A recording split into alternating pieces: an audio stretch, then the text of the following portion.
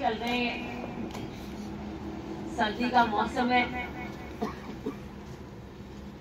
11 तारीख के चुनावी नतीजे परिणाम के बाद आज मैं पहली बार अपने गांव, अपने प्रिय दादाजी ब्रह्मांड में लीन किसान केसरी स्वर्गीय श्री परशुराम जी मदेरणा को श्रद्धा सुमन अर्पित करने गई।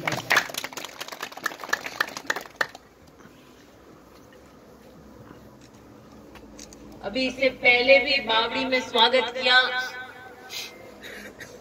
तो मैंने कहा कि बावड़ी हृदय जैसे शरीर के अंदर पूरे रक्त के संचार को एक तरीके से साफ करके पूरे उसमें हृदय धड़कता।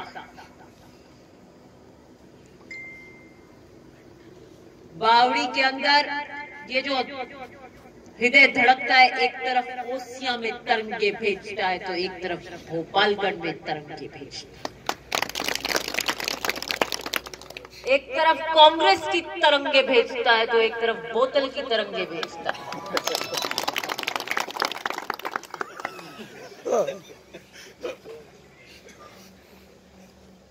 भोपालगढ़ की सरजमीन मेरे लिए पूजनीय है।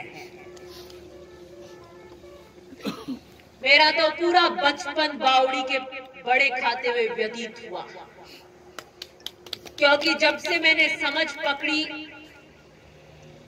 तो मेरे पिता जिला प्रमुख थे। वो एम्बेसडर की गाड़ी थी, उसका भी नंबर 7878 था पहले। तो वो चाहे कितनी भी जल्दी में क्यों नहीं हो, 1 मिनट के लिए जरूर रुकते थे। गाड़ी से नहीं उतरते थे तो अखबार मंगा लेते थे, हॉर्न बजा देते थे और बड़े आ जाते थे मेरे लिए। ये छोटी सी थी तो बावड़ी जाने की बड़ी उत्सुकता रहती थी कि वहीं एक बड़े आते थे, खाते थे, सफर बड़ा सुहाना हो जाता था। समझ पकड़ी, बाल अवस्था से तरुण अवस्था में आए, कॉलेज में आए, राजनीतिक समझ भी पकड़ने लगे। मेरे पिता जब मंत्री बन गए तो भी इस रास्ते से जरूर रुकते थे। बावड़ी के लिए नई पंचायत समिति बनाई, उसके लिए संघर्ष किया और 17 पंचायतों समिति के उसके अंदर जब कहीं कोई नहीं आ रहा था तो एक पंचायत समिति कांग्रेस की आई, वो बावड़ी की आई।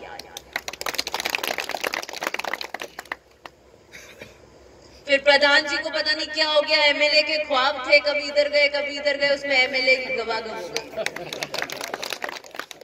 आदमी एक ही खूंटे पे अच्छा लगता है तो कुछ मिल जाता है, सही लगता है। और भोपालगढ़ की जनता के पास वो तीसरी आंख है। वो चाहे आप कितना भी कर लो, दिखा लो, कांच दिखा लो, वो एक खूंटे पे है कि नहीं है वो भोपालगढ़ की जनता जानती है। जो राजनीतिक चेतना, किसान राजनीति की धुरी जो निकलती थी वो भोपालगढ़ से निकलती थी।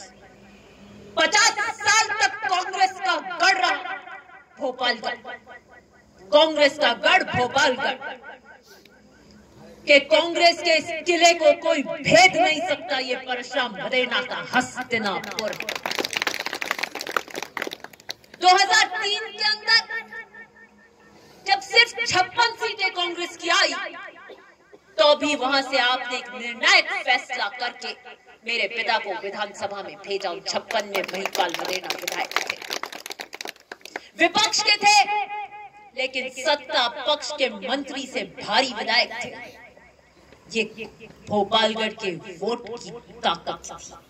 या तो अर्जुन का गांडे वैसे तीर छोड़ता था जो अजय होता था, या भोपालगढ़ का मतदाता ऐसे मतदान करके निर्णायक वोट करता था कि उसकी छाप हमें। परिसीमन हुआ, 2 बार भाजपा और अब की बार बोतल जीत गई।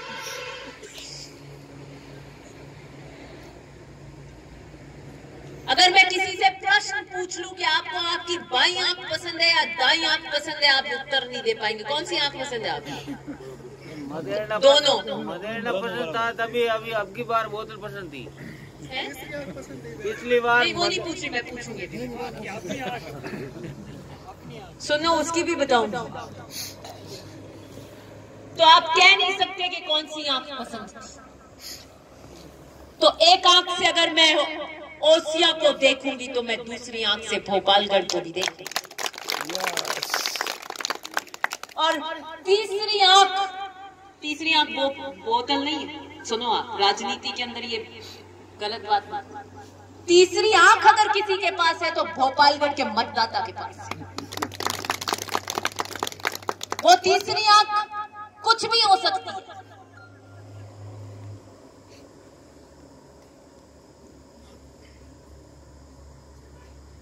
दो 2008, 2013, 2018 ये इसलिए कह रही हूं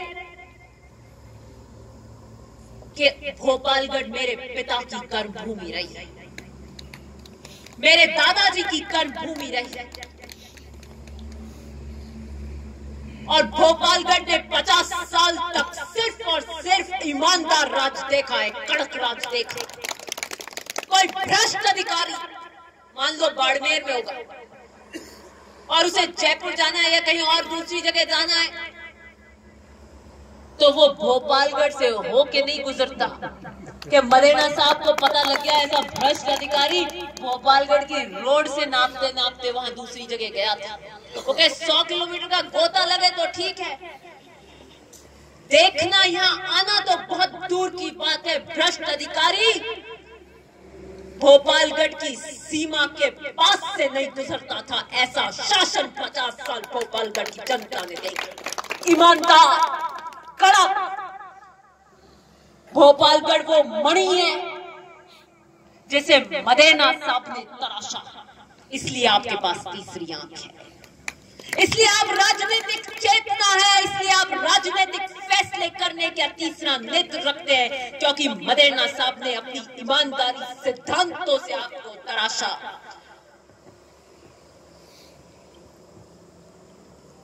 बावड़ी के अंदर एक सभा हुई थी, 2 महिलाओं को लज्जित किया गया था। वो महिलाएं कौन थी? किसान केसरी परशुराम मदेरना का अंश थी। राजनीति में मतभेद हो सकते हैं, मनभेद हो सकते हैं, शिष्टाचार की गरिमा इतनी नहीं गिर सकती। और कारण यह था कि भोपालगढ़ की सरजमीन पर यह दिखने नहीं चाहिए। अहंकार, अहम का टकराव था कि यहाँ के नेता कोई है तो मैं हूं। जिसको अहम आ जाता है उसको कोई नहीं मार सकता, उसको उसका अहंकार मार देता है। मैं यहाँ का नेता, भोपालगढ़ का नेता मैं, तो भोपालगढ़ की जनता ने अपनी तीसरी आंख खोली और फैसला कर दिया। थोपा हुआ नेतृत्व कभी नहीं पनप सकता कि मुझे मानना पड़ेगा। ये तानाशाह रवैया नहीं चलेगा। हम इसलिए इसको लोकतंत्र कहते हैं। यहाँ दिलों में बसना पड़ेगा। मदेना साहब प्रत्येक व्यक्ति से संवाद करते थे। उस वक्त किस गांव से आए हैं उनको बुलाते थे, उनसे बात करते थे, उनके सुख, उनके दुख, गांव की समस्याओं के बारे में पूछते थे, उसके निस्तारण के लिए काम करते थे। थोपते नहीं थे कि मुझे मानना पड़ेगा कि मैं तुम्हारा नेता हूं। ऐसे नहीं, सार्वजनिक जीवन में अपनी कार्यशैली से दिल में घर करना पड़ेगा। महाभारत का युद्ध क्यों हुआ था? द्रौपदी का जब चीरहरण हुआ था उस सभा के अंदर, तो द्रौपदी को कृष्ण ने आके बचाया। वो कृष्ण की बहन भी थी, माना था उन्होंने। तो द्रौपदी ने उसके बाद, उस अपमान के बाद, उस लज्जित सभा के अंदर जब कुल की व्यवस्था एकदम धूमिल हो गई, बड़े बुजुर्ग अपनी कुल वधू को बचाने के लिए एक स्वर नहीं निकाल पड़े। भीष्म पितामह मौन थे, द्रोणाचार्य सर झुकाए थे, पांडव भी कुछ नहीं बोल रहे थे, उन्होंने दाव पे लगा दिया था। जब उनकी घर की कुल वधू एक सभा में लज्जित हो रही थी तो कृष्ण ने उसे बचाया, उसके सम्मान को। लेकिन कलयुग में कृष्ण नहीं बचाते आकर। मुझे और लीला जी को कृष्ण बचाने नहीं आए थे उस लज्जित सभा में जब लज्जित कर रहे थे जिन अपशब्दों से। द्रौपदी ने संकल्प किया कि मैं अब अपने केश कभी नहीं बांधूंगी, और ये केश तब बांधूंगी जब दुर्योधन के रक्त से रंजित होंगे। तो मैंने भी उस दिन दृढ़ संकल्प कर लिया। और छोटी कथा में कालजयी कहानियां तो छोड़िए, कोई छोटी से छोटी कहानी में आपने कहीं ये नहीं पढ़ा होगा कि किसी शेर ने संन्यास लिया है। कभी पढ़ा है कोई कहानी ऐसी छोटी सी उसमें छप गई हो, कोई दूसरी तीसरी कक्षा में? कोई भी आज तक कभी ऐसा कोई किसी ने काल्पनिक कहानी तक नहीं लिखी है कि जहां ऐसा उदाहरण दिया हो कि शेर ने संन्यास ले लिया। इसलिए जो सामने का लक्ष्य था, मैंने उस लक्ष्य की परिपूर्णता के लिए चल रही थी, एक संकल्प के लिए चल रही थी, मदेना साहब के सिद्धांतों को पुनः जीवित करने के लिए चल रही थी, मेरे पिता के साथ हुए न्याय की आवाज के लिए, उनके परिश्रम को नई आवाज देने के लिए चल रही थी। और इस पथ के ऊपर मैं जानती थी अगर मैंने एक क्षण भी पैर रोक दिया तो ये जमीन मेरे पैर को पत्थर कर देगी। और चलती रही तो आज देखिए कि ये जमीन भी हम सफर बन चुकी है। इस राह में चलते हुए यातनाएं आई, अपमान सहने पड़े, लज्जित हुए, मैंने इन सब विपरीत परिस्थितियों को गले से लगा लिया कि ऐसे विकट सफर को तय करने में शायद ये चीजें अनिवार्य होंगी। बावड़ी की वो तरंगे उस सभा के बाद ये आई कि एक तरफ कांग्रेस के लिए धड़की, एक तरफ बोतल के लिए धड़की। उन्होंने इस एक नेतृत्व को सिरे से अस्वीकार कर दिया। 7 साल के अंदर 11 के अंदर मेरे पिता के साथ जो घटनाक्रम हुआ, हम आपके बीच सामाजिक कार्यक्रम में आए, दुख में, क्षति में, शादी में कोई दुख हुआ तो उसमें लीला जी और हम आए। पंचायती राज का मैंने चुनाव भी लड़ा इस वार्ड से, बावड़ी तक मैंने अपनी भूमिका और कर्तव्य को निभाया और भली भांति निभाया। लेकिन बावड़ी के आगे ज्यादा गतिरोध नहीं हो जाए, इसलिए मैंने 7 वर्षों में कभी राजनीतिक दौरे नहीं किए। लेकिन अब आई हूं भोपालगढ़ के राजनीतिक सफर को भी तय करने के लिए, नई दिशा देने के लिए। मैं भोपालगढ़ में पुनः राजनीतिक दौरे भी करूंगी, सामाजिक, उसमें तो आपका और हमारा साथ बना रहा। मैं भोपालगढ़ की राजनीति के अंदर जो जमीन कांग्रेस की खिसक गई है वो क्यों खिसक गई है, क्या मुद्दे रहे आपके इन सालों में, क्या कठिनाइयां रही, क्या परेशानियां रही, उसे मैं भली भांति जानती हूं, छुपा नहीं है। और हर कोई भोपालगढ़ के मतदाता को समझ नहीं सकता, ये तो समझने वाले समझ सकते हैं। दुनिया में कोई भी चीज झुक सकती है लेकिन भोपालगढ़ का मतदाता नहीं झुक सकता, कभी नहीं झुक सकता। ईमानदार है, वो पैसों में नहीं बिकता, समझौते करने उसे नहीं आते, जी हजूरी करनी नहीं आती, कड़काई से रहता है। भोपालगढ़ की चमक को पुनः लौटाने के लिए काम करूंगी। मैं राजस्थान की विधानसभा में ओसिया के मुद्दे उठाऊंगी तो मैं बराबर भोपालगढ़ की जनता, युवाओं के मुद्दे भी उठाऊंगी।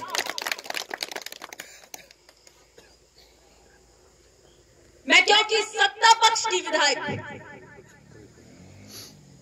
और मुख्यमंत्री जी जोधपुर के हैं। मैं ओसिया की समस्या के निस्तारण से उनके लिए जब पक्ष रखूंगी तो मैं भोपालगढ़ की जनता की समस्याओं के निस्तारण के लिए भी उनके सामने पक्ष रखूंगी। मैं अगर भोपालगढ़ की बात कर रही हूँ, ओसिया के अंदर भ्रष्ट अधिकारियों को टिकने नहीं दूंगी, उनका काल और महाकाल बंद कराई हूँ, तो मैं भोपालगढ़ में भी भ्रष्ट अधिकारियों का महाकाल बंद कराई हूँ। ये बात साफ कर देती। कोई परिधि नहीं है, कोई सीमा नहीं है। पहले अश्वमेध यज्ञ होता था राजाओं के जमाने में, घोड़े पे झंडा लगा के उसे दौड़ाते थे।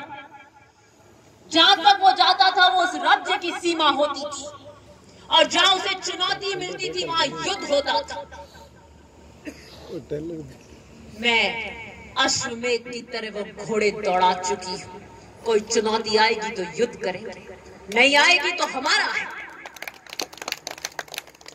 क्योंकि जमीन मेरी है। ये हर एक जगह जहां मरेना साहब का पग मरना पद चिन्ह है, वो धरती मेरे लिए पूजनीय है। आज वहां का मतदाता, वहां का किसान कितने दुख में है, जिसने आज तक कभी फूल के अलावा बटन नहीं दबाया, वो अलग कभी कांग्रेस के अलावा कभी बटन नहीं दबाया, वो कभी फूल पे दबा रहा है, कभी बोतल पे दबा रहा है। ये भटकाव भोपालगढ़ में क्यों आया? ये भाषाहीनता, ये शून्यता भोपालगढ़ की राजनीति में क्यों आई? इसको मिटाने के लिए मैं आ गई हूँ। मैं भोपालगढ़ के युवाओं की वैसे ही आवाज बनूंगी जैसे ओसिया के युवाओं की बनी। इसलिए आइए नए सफर का आगाज करते हैं।